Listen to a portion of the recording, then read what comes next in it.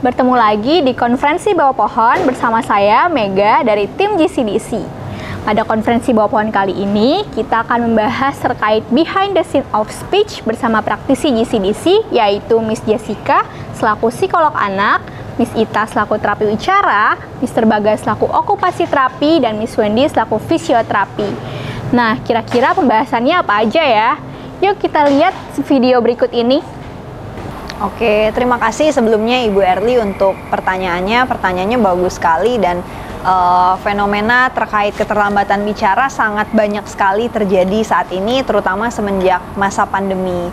Memang di usia 15 bulan sebaiknya idealnya anak sudah mulai bisa mengucapkan satu kata yang bermakna, misalnya mama, papa, kemudian dada, baba, seperti itu. Nah, ketika ada kondisi di mana keterlambatan bicara seperti yang Ibu Erli tanyakan di Instagram, memang terjadi keterlambatan karena seharusnya sudah mulai ada satu kata yang keluar dari anak berusia 15 bulan.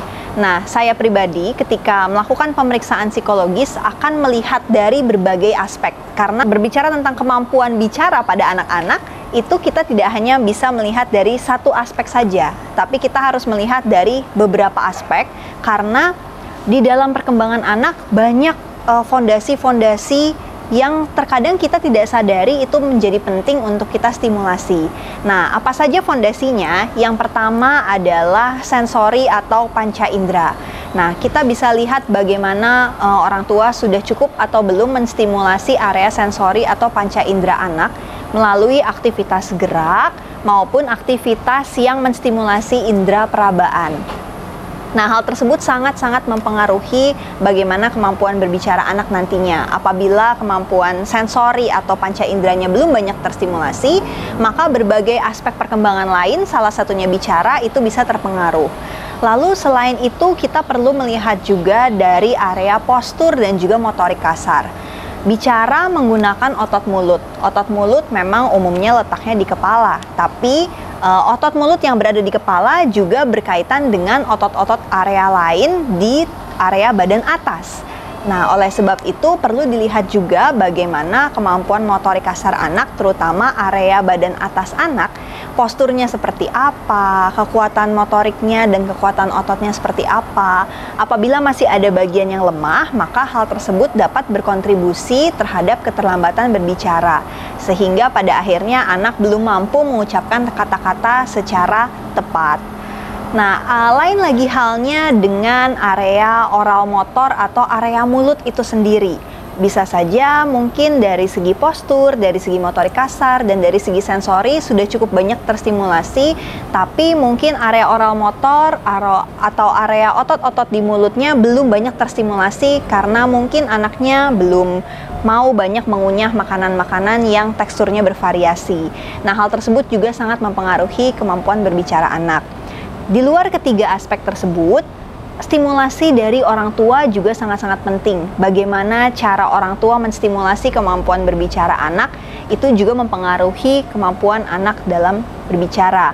Misalnya, seberapa sering orang tua mengajak anak untuk melakukan interaksi dua arah dengan bahasa yang sederhana, sehingga anak mudah menangkap kosakata yang sederhana dan bisa digunakan sehari-hari. Atau bisa juga melalui aktivitas seperti membaca buku, mendongeng setiap malam, dan permainan-permainan lain yang semuanya mengandung interaksi dua arah.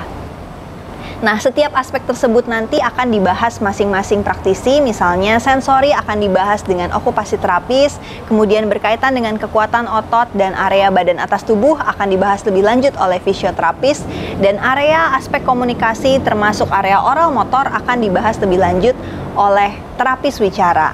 Oleh sebab itu, disarankan apabila Bapak Ibu punya kekhawatiran terkait perkembangan bicara anak, segera melakukan asesmen psikologis atau pemeriksaan psikologis terlebih dahulu agar dapat diperiksa secara menyeluruh seluruh aspek perkembangannya, sehingga bisa kita cari tahu aspek mana yang perlu dioptimalkan lebih lanjut.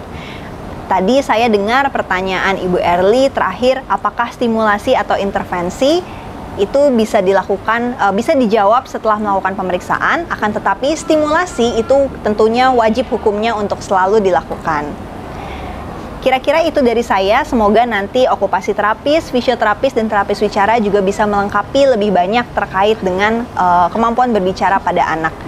Dan Bapak Ibu juga diharapkan bisa mengikuti SPO atau Semintar Parenting Online berkaitan dengan BTS of Speech atau Behind the Scene of Speech, di mana kami tim praktisi akan banyak membahas lebih lanjut terkait apa saja kemampuan yang mempengaruhi perkembangan berbicara anak. Sekian dari saya, terima kasih. Halo Bapak Ibu, saya Ita Sari, saya terapis wicara di JCDC. Kali ini saya ingin mencoba untuk membahas tentang komunikasi, bahasa, dan bicara. Pada komunikasi terdapat bahasa yang dibagi menjadi dua, yaitu bahasa pemahaman dengan bahasa ekspresif, atau yang lebih dikenal dengan kita memahami lalu kita mengucapkan. Nah, di dalam bahasa ekspresif itulah kita bisa melihat komponen bicara. Di dalam komponen bicara itu ada artikulasinya, ada bahasanya, dan ada kejelasan anak-anak untuk berbicara dengan baik dan benar.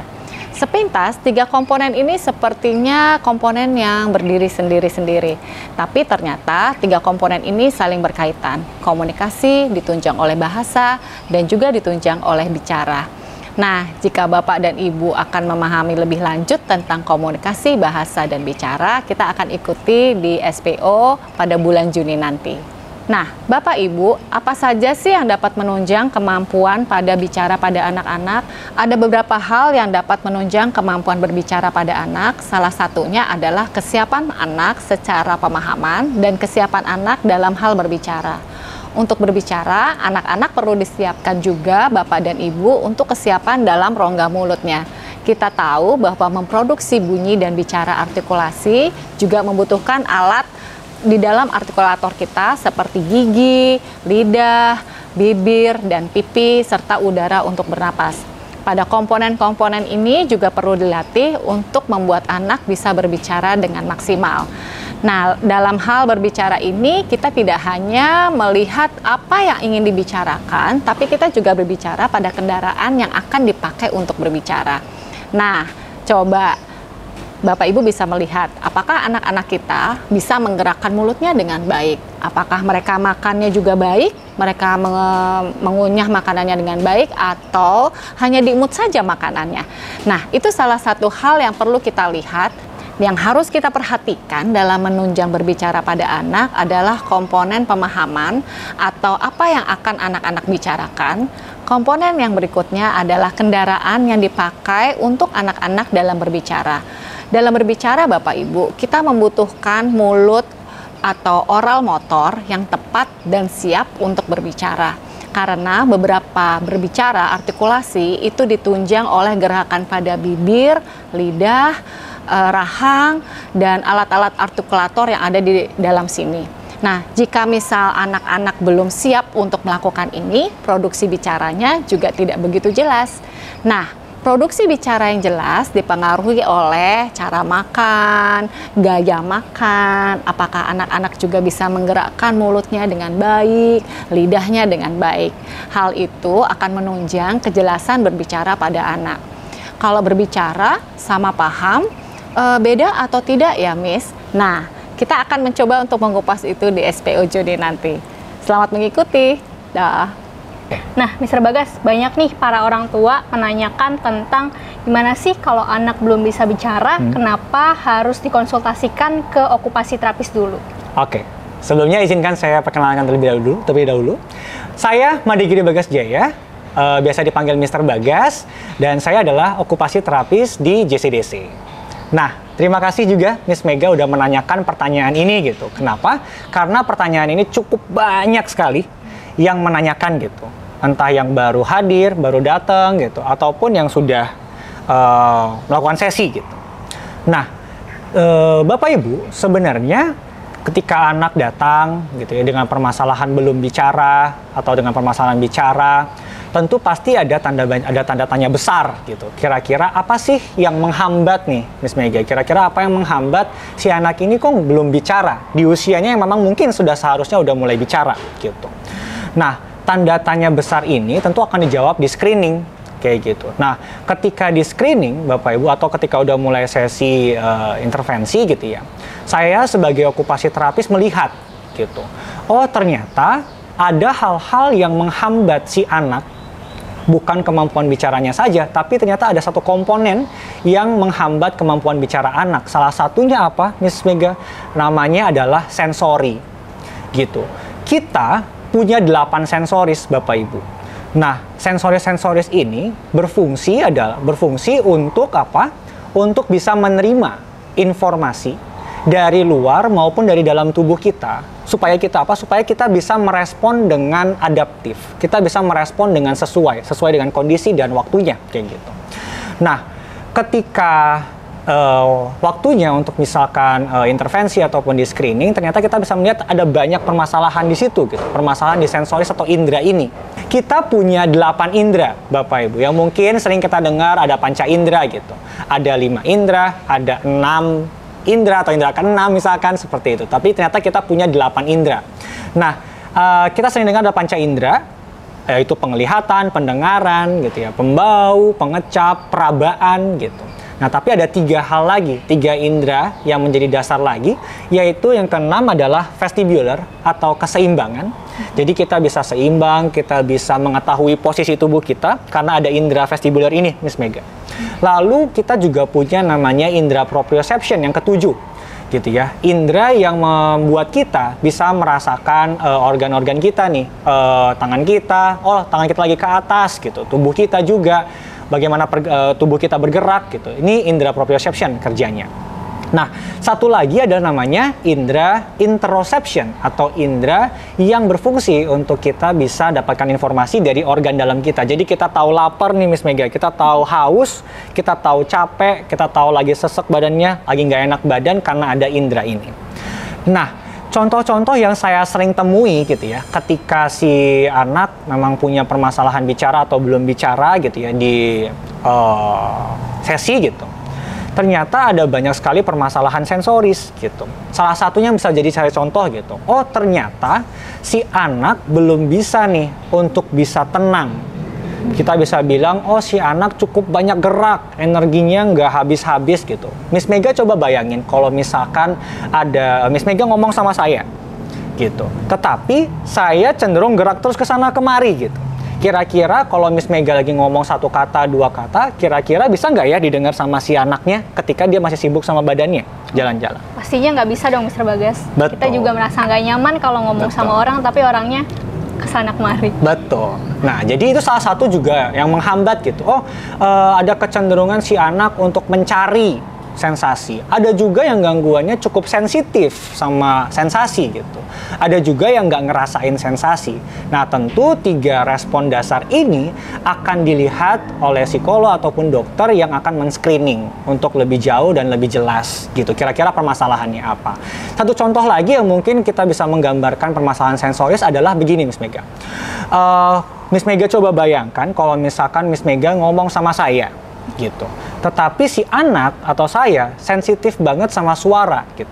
Sehingga mungkin saya lebih cenderung untuk mendengar suara layangan nih dia ada di atas. Saya lebih cenderung mendengar ada suara anak nangis misalnya kan di luar gitu. Atau ada suara orang masak dan lain sebagainya. Sehingga saya nggak bisa dengar suaranya. Kira-kira kayak gitu gimana kalau menurut Miss Mega? Pastinya juga nggak nyaman ya Mr. Bagas. Interaksinya itu nggak dapat dalam bicaranya. Betul, Miss Mega ngomong apa, tapi si anak dengar apa gitu. Nah, itu salah satu contoh-contoh ya yang menurut saya sih cukup mengganggu dan cukup menghambat perkembangan bicara si anak gitu. Sehingga perkembangan bicaranya stagnan atau nggak berkembang karena ternyata ada permasalahan sensoris dan bukan hanya permasalahan bicara. Seperti itu, Miss Mega. Nah, Mr. Bagas tadi udah bahas nih tentang regulasi dan sensori. Kira-kira ada nggak sih faktor pendukung lain untuk anak tuh bisa lebih bicaranya tuh lebih bisa lancar gitu? Oke. Tentu kalau kita bicara tentang agar bicaranya bisa lancar, itu nanti akan dibahas oleh Miss Ita. Tapi salah satu komponen pendukung yang menjadi penting untuk perkembangan anak bicara ada namanya tadi regulasi diri. Kemampuan si anak untuk bisa tenang, kemampuan si anak untuk bisa hadir, kemampuan si anak untuk bisa tertarik dengan lingkungannya gitu. Nah, nanti ada diagram namanya Functional Emotional Developmental Capacities yang menggambarkan kira-kira tahapan bicara itu ada tahapan di mana gitu. Nah, di diagram itu ada di level 3 dan level 4 untuk kemampuan bicara. Oh, kemampuan yang dasarnya ya kemampuan gestural dan lain sebagainya di level 3, kemampuan yang sudah lebih kompleks di level 4. Nah, tapi level satunya apa? Kemampuan yang perlu diperkokoh oleh si anak apa? Yaitu kemampuan self-regulation atau kemampuan regulasi diri ini, Miss Mega. Nah, kayak tadi kebayang nggak kalau misalkan kita lagi mau buat interaksi, kita lagi mau buat komunikasi dengan si anak, tapi si anaknya nggak bisa tenang. Si anaknya lari-lari, si anaknya nggak bisa mengontrol emosinya karena sedang marah dan lain sebagainya gitu. Si anak mendengar suara yang lain dan lain sebagainya sehingga kemampuan regulasinya, kemampuan dia untuk tenang dan nyaman nggak terbentuk gitu. Sehingga kalau dari saya terapis okupasi akan melihat kemampuan self-regulation ini menjadi satu hal yang penting untuk diperkokoh.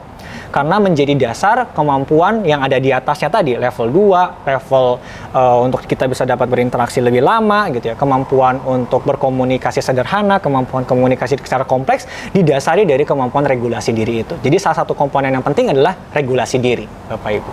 Oke, nah penjelasan Mr. Bagas ini udah cukup banget nih, penting banget buat Bapak Ibu ketahui juga. Nah, selanjutnya akan ada pembahasan terkait motorik yang akan dibahas oleh fisioterapi yaitu Miss Wendy. Perkenalkan, nama saya Miss Wendy, saya adalah fisioterapis di GCDC. Pada kesempatan kali ini, kita akan berdiskusi tentang apa sih kaitannya kemampuan bicara yang dilihat dari sisi fisioterapi. Sebelum itu, saya akan memperkenalkan terlebih dahulu tentang apa itu fisioterapi. Fisioterapi adalah sebuah pelayanan kesehatan yang ditujukan untuk individu ataupun kelompok untuk mengembangkan, memelihara, dan memulihkan gerak dan fungsi, yaitu dengan cara pemulihan gerak, baik dengan alat, dengan secara manual, dan tentunya dengan komunikasi. Jika dikerucutkan pada perkembangan anak, perkembangan pada anak-anak yaitu yang pertama ada tentang motorik kasar, lalu motorik halus, ada tentang perkembangan pengamatan, berbicara, dan perkembangan komunikasi. Dari segi fisioterapi sendiri berfokus pada perkembangan motorik kasar, di mana untuk motorik kasar sendiri ini yang dilihat adalah per bagian dari badan, yaitu dari atas hingga bawah atau dari kepala hingga kaki. Tidak hanya itu, yang dilihat dari part of body adalah dari segi kualitas maupun kuantitasnya. Lalu, apa sih kaitannya kemampuan bicara yang dilihat dari segi fisioterapi? Seperti pada kasus anak usia 2 tahun dari segi kualitas sudah mencukupi, yaitu sudah bisa lompat 2 kaki, lalu sudah bisa turun dan naik tangga sendiri, sudah bisa lempar tangkap bola gitu. Tapi ternyata anak tersebut belum memiliki fokus atau belum ada interaksi di kedua kontak mata. Nah, dari segi fisioterapi tidak hanya melihat dari segi kualitas yang sudah terpenuhi sesuai dengan usia perkembangannya ya, tapi dari sisi kuantitas juga. Oh, ternyata anak tersebut belum bisa memiliki fokus dan anak tersebut belum ada interaksi 2 arah dan matanya masih kemana, ke kanan, ke kiri, ataupun melihat ke atas, ke bawah ketika diajak berbicara.